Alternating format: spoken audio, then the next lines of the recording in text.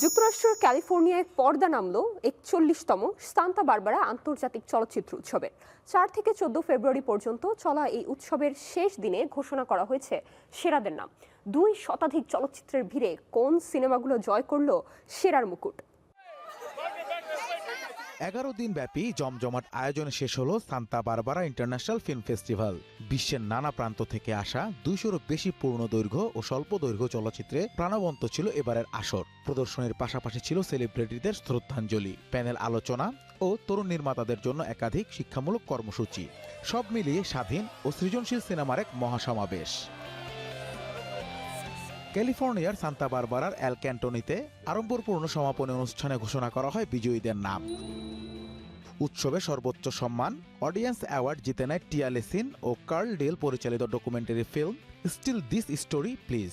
স্বাধীন সিনেমার স্বীকৃতি হিসেবে প্যানাভিশন স্পিরিট অ্যাওয়ার্ড পেয়েছে ড্রামা ঘরানার সিনেমা আ মস্কিউটো ইন দ্য ইয়ার।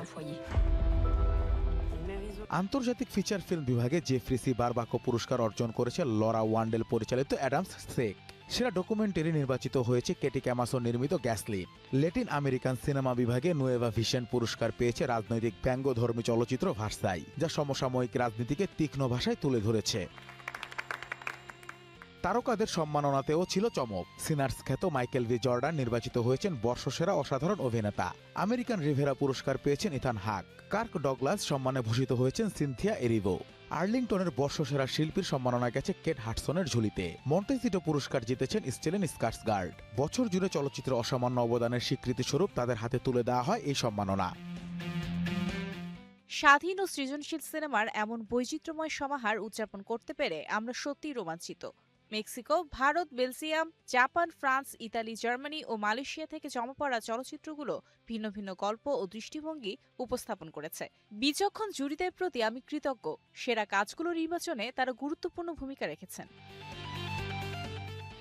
এবারের আসরে দায়িত্ব পালন করেছেন অভিজ্ঞ জুরি প্যানেল।